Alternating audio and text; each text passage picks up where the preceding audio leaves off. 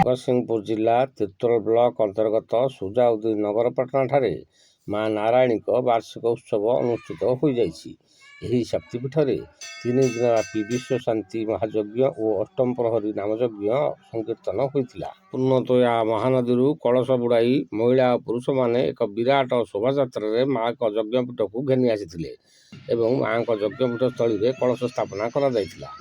ପ୍ରଥମେ ସୂର୍ଯ୍ୟ ପୂଜା, ଗୋ ପୂଜା କରାଯାଇ ଯଜ୍ଞ ଆରମ୍ଭ କରାଯାଇଥିଲା।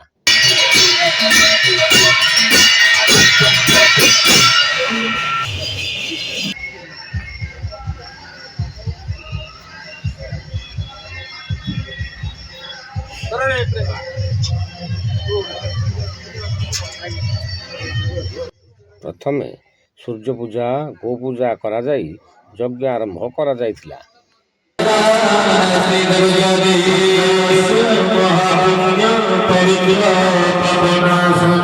ଗୋମାତାକୁ ଅଣାଯାଇ ସ୍ନାନ ତର୍ପଣ ପରେ ଗନ୍ଧ ପୁଷ୍ପ ଦେଇ ଭୋଗ ଅର୍ପଣ କରାଯାଇଥିଲା।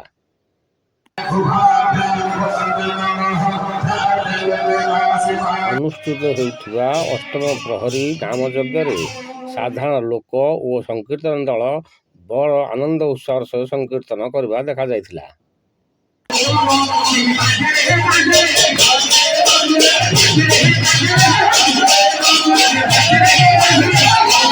ବିଶ୍ୱ ଶାନ୍ତି ଓ ଯଜ୍ଞ ପୁରୁଷଙ୍କ ଶାନ୍ତି ଉଦ୍ଦେଶ୍ୟରେ କର୍ପୂର ବର୍ତ୍ତିକା ଆଳତି, ଧୂପ, ଦୀପ ଆଦି ପ୍ରଦାନ କରି ନୈବେଦ୍ୟ ପ୍ରଦାନ କରାଯାଇଥିଲା। ସ୍ଥାନୀୟ ଅଞ୍ଚଳର ଶତାଧିକ ମହିଳା ପୁରୁଷ ଭକ୍ତ ଯଜ୍ଞସ୍ଥଳୀରେ ଉପସ୍ଥିତ ରହି ବିଭୁ କୃପା ଲାଭ କରିଥିଲେ।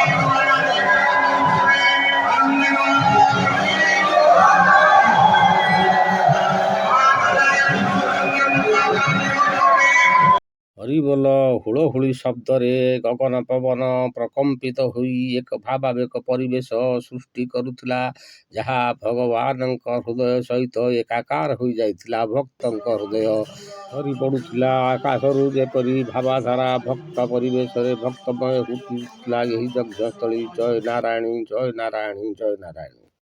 Bureau report, news plus Odia.